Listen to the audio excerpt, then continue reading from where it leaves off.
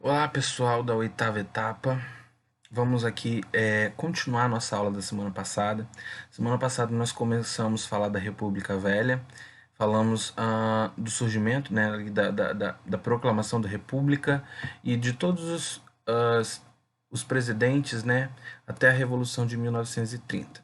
Agora, hoje nós vamos falar um pouco da característica desse período, tá? A grande marca da República Velha e pelo qual todas a conhecem é o domínio entre as oligarquias, é o domínio que as oligarquias exerciam no país. Oligarquias, vamos entender como um grupo, grupos de pessoas que eram a elite que dominavam a política local, tá? Olha lá, acabei de falar. As oligarquias eram pequenos grupos, a maioria deles era associada com a agricultura e a pecuária, que detinham grande poderio econômico e político. Tá? Então, o controle das oligarquias no Brasil dava-se por meio de práticas conhecidas como mandonismo, coronelismo e clientelismo. Vamos entender? Ó, o que seria o mandonismo? É o nome que se dá para o controle exercido por determinadas pessoas sobre outras, por possuírem uma grande posse de terra. Então, se eu tenho muita terra, eu que mando. Se eu tenho muita terra e você tem menos, eu mando mais do que você. No caso da República Velha, os grandes proprietários exerciam influência sobre a população local. Então, né, era muito comum você ver ali, né, quem mandava na política daquele período era aquele que possuísse mais terra. O coronelismo é a prática em que o coronel, todo mundo já ouviu falar, né, gente? O coronel tem grandes filmes e novelas e séries, né, de época que que retratam a respeito desse coronel, que é aquele que é o grande proprietário de terra.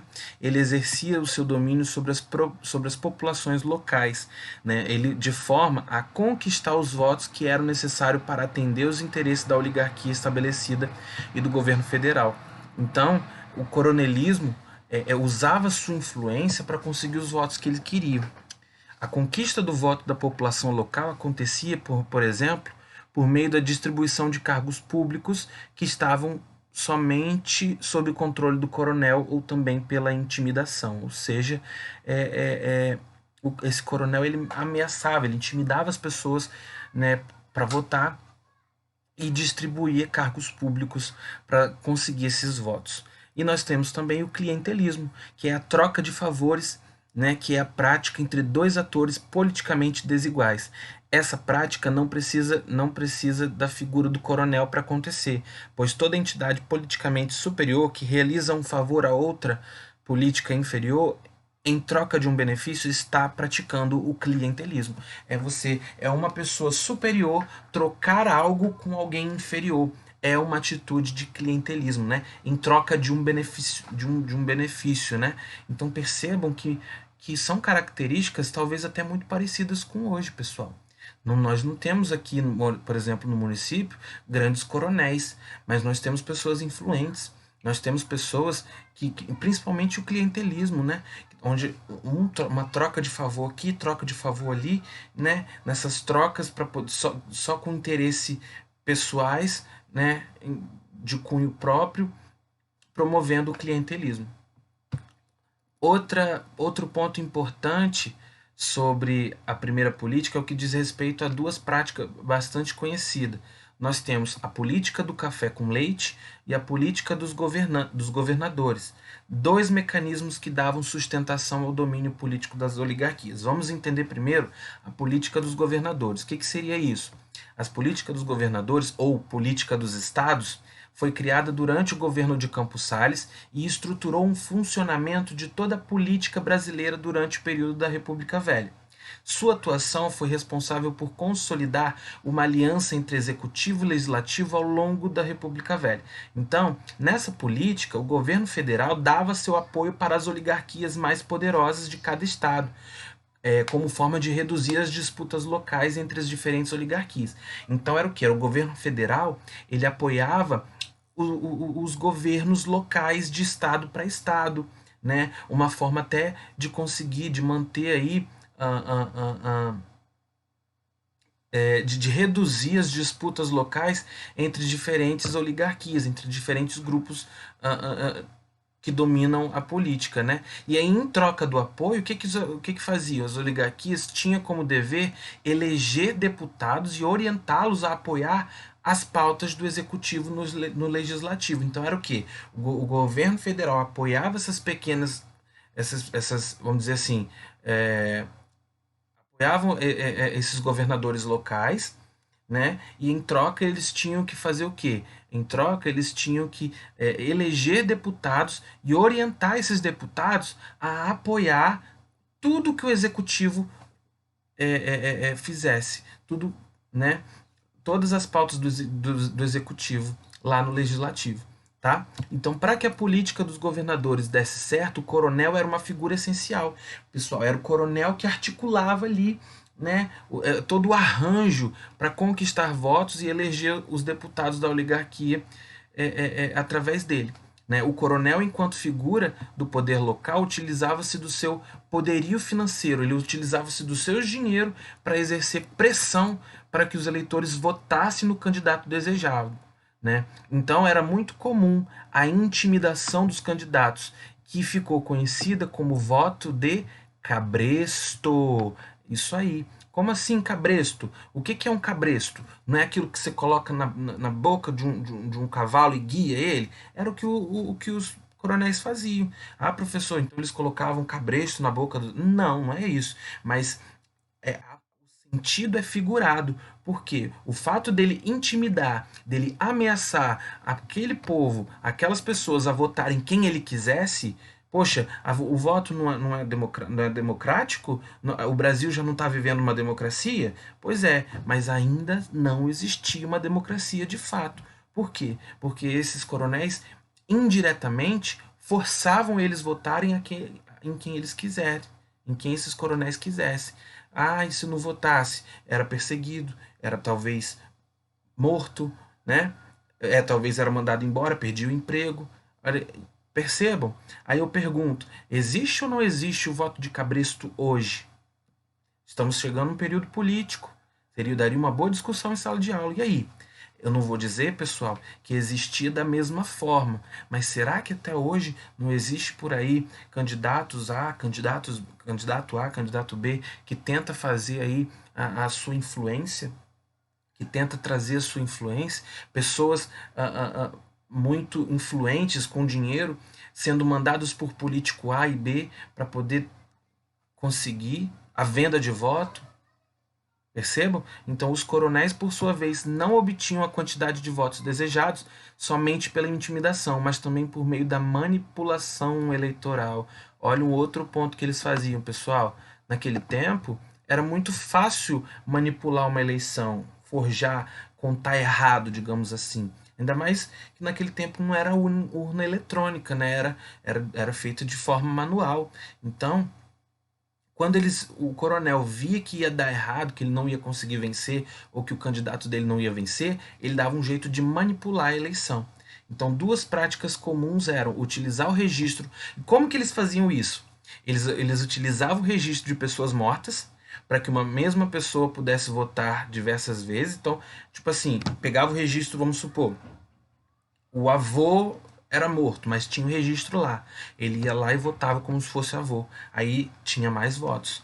Né? Ele fazia tanto isso quanto manipulava também as atas eleitorais, né, na hora de registrar o resultado. Essa é a política dos governadores. E também temos a política do café com leite. Por que recebe esse nome? A política do café com leite é um dos conceitos mais conhecidos desse período e faz referência ao acordo que existia entre as oligarquias de São Paulo, que era grande produtor de café, vou marcar aqui. Era um acordo entre São Paulo, que era grande produtor de café, e de Minas, grande produtor de leite. Por isso, política do café com leite, porque eles faziam uma forma de rodízio. Em cada eleição, eles faziam uma eleição num estado diferente. Um ano, eles colocavam alguém de São Paulo. Na eleição seguinte, colocava alguém de Minas. Na eleição seguinte, alguém de São Paulo. Na eleição seguinte, alguém de Minas. Aí eu pergunto, Você acha que isso não fez com que as outras elites, com que os outros estados também não ficassem, não discordassem? Claro, porque eles vão ficar de fora dessa política, né? E aí, ó, esse acordo estipulava que as oligarquias citadas revezariam-se os candidatos que concorreriam à presidência. Então, um ponto importante a respeito da política do café com leite é que os historiadores têm apontado limites para o seu uso, uma vez que a atuação dessa prática de revezamento não se estendeu por toda a República Velha, já que representantes de outras oligarquias, aqui ó, já que representantes de outras oligarquias também foram eleitos no curso desse período, né? Outras oligarquias também conseguiram vencer, né, nessas eleições, embora o acordo entre Minas e São Paulo fosse mais, digamos assim, poderoso. Até que veio o fim da República. Como que isso aconteceu? Vamos lá. A política da República Velha entrou em crise, né? Porque a estrutura política que sustentava essas oligarquias é, no poder, essa estrutura política começou a ruir. Então, a decadência da política na República Velha está relacionada com as disputas do poder entre as oligarquias, com o surgimento de movimentos de oposição, que lutavam por impor uma alternativa do modelo oligárquico. Resumindo, nós estamos falando que essa política começou a decair devido a movimentos de oposição cada vez mais fortes.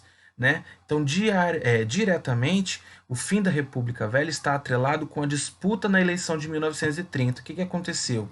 Nessa disputa, paulistas e mineiros romperam seu acordo. A política do café com leite foi desfeita. Por quê? Porque os primeiros, né, os paulistas, eles não queriam realizar o revezamento conforme estipulava, né, a política do café com leite. Era a vez de Minas lançar um candidato, mas os paulistas queriam manter de novo. Sendo assim, os paulistas, ó, lançaram Júlio Prestes e os mineiros, aí o que fez? Os mineiros abandonaram a política do café com leite e aliaram a outras oligarquias e lançaram quem? Getúlio Vargas, que era gaúcho, né? E lançou Getúlio Vargas como candidato à presidência. Então, quem disputa aí? Júlio Prestes contra Getúlio Vargas. Após serem, porém, Getúlio Vargas não vence, Júlio Prestes acaba vencendo, mas o que acontece? Após a derrota, o que acontece? A chapa de Vargas, que era chamada de Aliança Liberal, rebelou-se quando o vice de Vargas, o chamado João Pessoa, ele foi assassinado. Então, naquele tempo, João Pessoa, né, foi assassinado, que era o vice de Getúlio Vargas, e aí o que ele vai pensar? Cara, foi a mando do próprio Júlio Prestes, o que acabou de vencer. E o que aconteceu? O assassinato de João Pessoa não teve relação com a disputa eleitoral daquele ano, mas, tipo assim, não teve relação, mas foi a justificativa que, que, meu Deus, que o Getúlio Vargas levantasse contra o presidente Washington Luiz. Eu falei que foi a mando de Júlio Prestes, né? Não, que ele pensou que foi a mando do Washington Luiz, que era o presidente que estava ali em substituição, né? Era o presidente o último presidente da República Velha. Então ele a justificativa que ele usa para se levantar contra o presidente antes do Júlio Prestes assumir o poder. E aí o que acontece? O resultado dessa revolta, conhecida como Revolução de 1930, foi a derrubada do presidente Washington Luiz em outubro de 1930, e aí o impedimento de que Júlio Prestes assumisse a presidência, porque foi Júlio Prestes que tinha vencido a eleição. No mês seguinte, o que acontece? Getúlio Vargas assumia como presidente provisório do Brasil e iniciava um mandato de quase 15 anos, né, que se estenderia aí por 15 anos. O que acontece? Vamos resumir isso aí para ficar claro. Getúlio Vargas perde a eleição para Júlio Prestes. Naquele tempo, quem ainda era presidente? Washington Luiz. Prestes ainda não tinha assumido. Tá? Então, com a morte do vice de Getúlio Vargas, João Pessoa, ele usa isso como motivo para voltar, para ir até a capital, né?